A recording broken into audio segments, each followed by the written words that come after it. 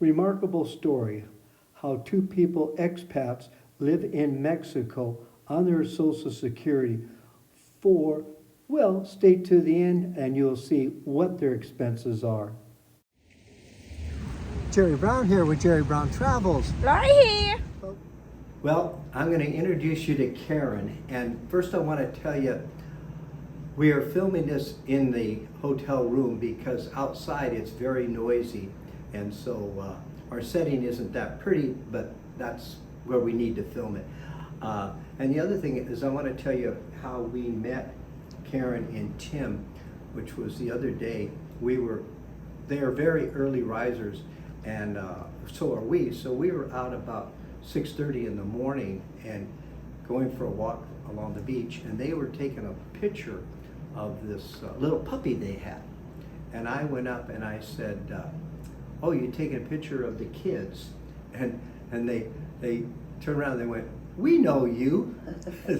So they knew Lori and I from, so we've had a great time with them, and they've been showing us around Zihuatanejo here.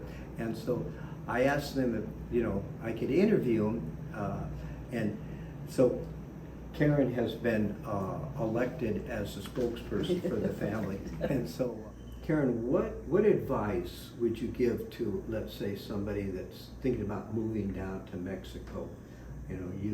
You've done a lot of research. You've been here. Watch your channel. I learned a lot. We've watched several people's channel to learn and see their intake on it. But I think investigating where you want to stay and the neighborhood and checking out your landlord, I mean, all that stuff's important, to like your landlord and like your home and to know the surroundings in that home that you decide to stay in. Because we went to 16 places to find that perfect place. Oh, okay. And so I feel like we've got it. Now, so you've actually did a lot of literally going to different neighborhoods. Yes. And living. If we didn't like it or something, you were gone. We didn't have no contract. Yes. We just say, if we got our money back, great. Mm-hmm. Most times we didn't, but big times, like if we paid 6 months, I did get my money back, so that was nice. Okay. But yeah, we didn't waste a lot of time. We had 2 dogs, and if they weren't happy or we weren't, we was like, there's more places around to find. Okay. We can find that place. You found the right neighborhood, you found the right landlord, you found the whole ingredients that works for you guys and like that. Now, what is, let's say, on the other hand, what's some of the challenges that you've faced? You're not knowing my Spanish. Okay, so Spanish, the language. Because if you go to a hairdresser, or then, you can use your translation, but they don't always understand you're translating to them what you want. Even though it may say it in Spanish, they may not comprehend what you're telling them you want better. Yeah. So those times, sitting there for an hour or two, you kind of would like to know Spanish so you can chit chat. Because that's what women do when they're getting beauty treatments, they chit chat. And so I feel like, I don't have nothing to say. It's like it's time over. But that's when I feel like, oh gosh, I wish I knew some Spanish. Yeah, okay. In the sense, how about the food? You like the food? I like the food. I didn't at first. Okay. When they was making them tortillas, the smell would be like, now my stomach's turned, I can't eat. But now I love them. Isn't that wild how you just require the taste after a while? That's good. But I love all the food here now. I'm getting used to more hot. I have more spicy stuff, so I can get used to that spicy food. Okay. Now, what about in the sense of you guys? Did you sell everything, or did you put it in storage? Once we found our place, we went back and started selling everything. Okay. And our house hadn't sold until we were living here, and probably 6 months later, that sold, and we left it all in the hands of our power of attorney to our realtor. Okay. And so it was done. Okay. Less than 5 months being here. Okay. So you were committed before you even sold your home, and you came down, and that worked out okay for you. Okay. So basically, you bought a one-way ticket. Yeah, we did. You didn't burn your passport? No. No, didn't burn the passport. Don't go that extreme. Yeah, I know. Because I'll travel other places. Yeah, okay. So Karen, introduce yourself, and tell us a little bit about you and your husband. Karen Shari hyphenated Peterson. We've been married about 15 years. 15 years? 15 years. Okay. And he introduced me to Zihuatanejo. Oh. 2009 for a 9-day vacation. And didn't have an idea we'd ever live here. Uh-huh, okay. It was beautiful. Now, how long have you lived here? It's almost 5 years. 5 years Around as a full-time resident? Yes. Okay, let's see. And now, how did you choose Mexico? I mean, why, you have a lot of places to retire, why did you choose Mexico? He was familiar somewhat with the area, and then we just both fell in love, and then, you get more familiar and meet friends, and you don't really think you want to go anywhere else after that. Okay, so. But we've traveled a little bit, but this is our home base So now. you've traveled around to check out Yeah. places and you feel this is home now? Yeah. Okay, good.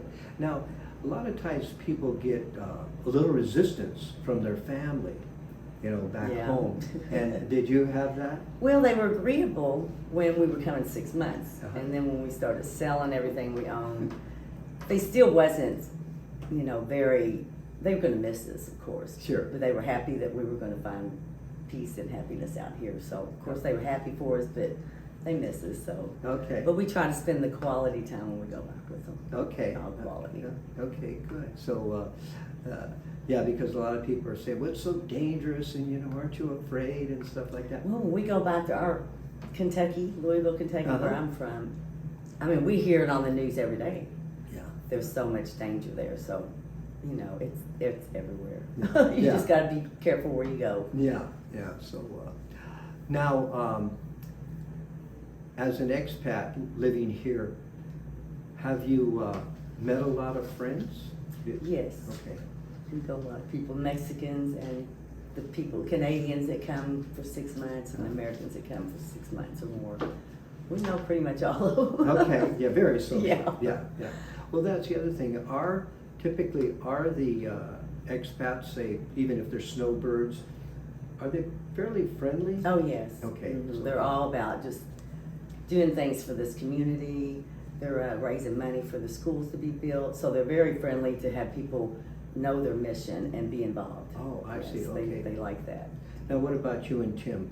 We're involved in the dog shelter where they have dogs and cats, and we train the dogs to walk on leashes, Uh-huh. and hopefully they get adopted, which right now pretty much all of them are adopted. We don't have them anymore. Oh, okay. So that's a good thing. That's a rare thing. Okay, so very popular then too. And then I do, I'm a hairdresser, so I go to the senior center and orphanages and churches whenever I have one hookup guy and a lady that they'll call me to come out and do Oh, those. nice. So nice. that's very rewarding. Yeah. I really enjoy Oh, that. yeah, it's great. Yeah. Use your talent and Yes. give it back. Right, to pay it forward. Yeah, to the community. Mhm. That's good. That's my mission. Good.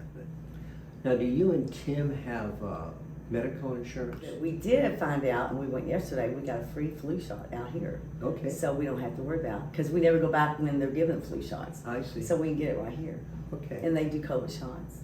So you don't have private insurance? No, and there are a lot of people advertising it. It's just, I think it's expensive. It is expensive. I think it's cheaper just to pay for your service. Uh-huh. Yeah. So you just then, now you go back to the States how often? Just once a year right now. Once a year? For the Okay. summer months. Well, 1 month, 6 weeks when the kids are out of school. Okay, okay. So if you need any medical checkups or anything like Right. that, then you get it done. Right, which I get mammograms and $40. Yeah, You can't beat that. So I go ahead and do that out here. okay. Because it's so much to deal with in the States. You have to wait till you get approval, then appointment, Mm. and I don't have time for all that. So Right. I just do that out here. Okay. Now, how about doctors and? We have, I have a dermatologist doctor, and they call these doctors that work next to pharmacies similar doctors.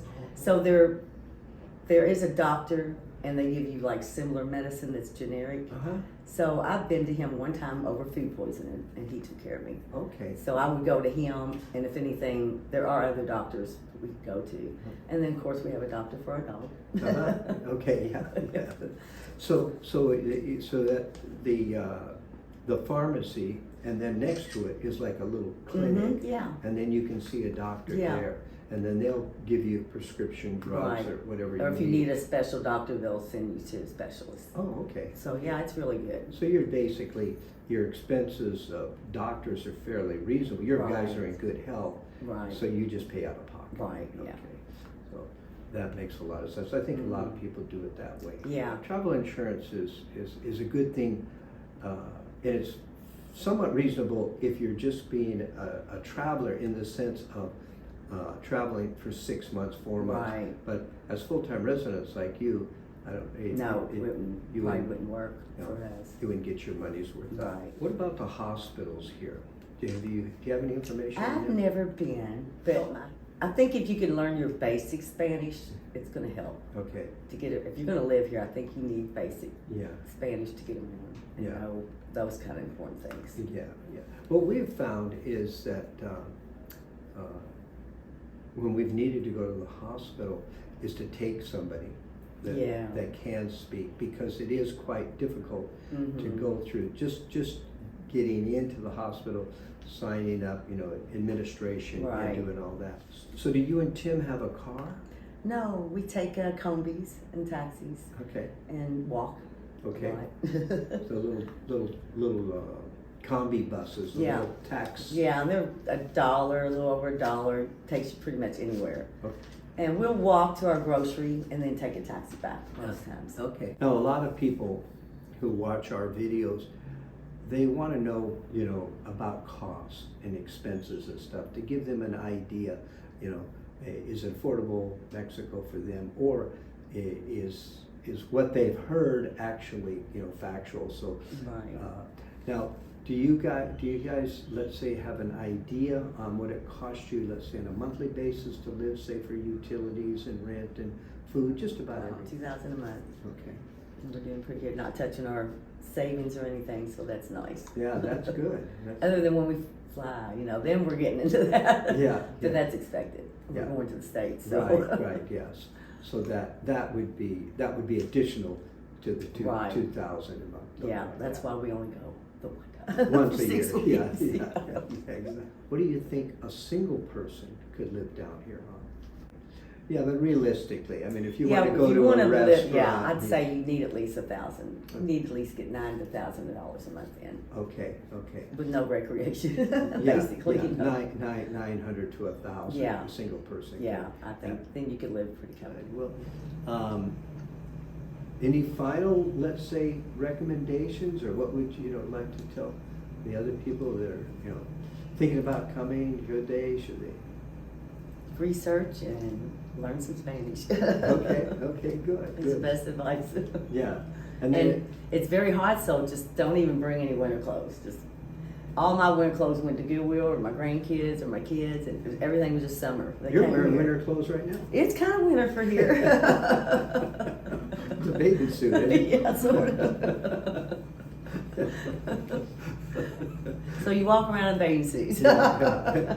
At least this part. That's how hot it is. Yeah, at least this part of Mexico. Right, this part. Yeah, because Zihuatanejo is on a bay, on the Pacific coast. Yeah. It's really beautiful here. But along the bay where there's a beach, you can get by with it. Yeah, right. Okay, well, great, Karen. This is fun. Yes, it was. And I know that your information is going to help people, Good. have a balance on what they can expect to live here. Right. And I imagine you're learning every Yes, every day. day, yeah. Every day you're learning. Yeah, and new words every day too, so that helps. Yeah.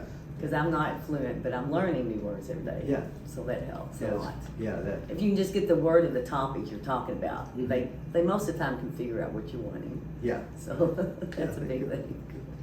Okay, great. Thanks, Karen. You're welcome. This is Thank fun. you. Yes, it Okay. was. And if you would like to ask Karen some more questions, just make a comment, and either I will get back with you, and maybe even Karen would get back with you and answer your comment. And you can ask everything, the good, the bad, the ugly, whatever you really want to know. And you're going to get realistic Honesty. information, Yeah. honesty, yeah, because it's somebody that has lived here and long enough too to know. Yeah, Mhm. yeah. It's not Not like just living here 6 months. You Through all and the Tim have lived seasons. here. Okay, great. Till next time. Bye. Adios. Also, Tim has a YouTube channel also. See the link in the description below.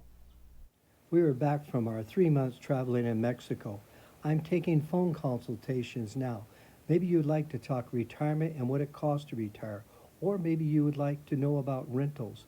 Also, if you want to sign up for a relocation, you'll spend 1 full day. We'll look at real estate.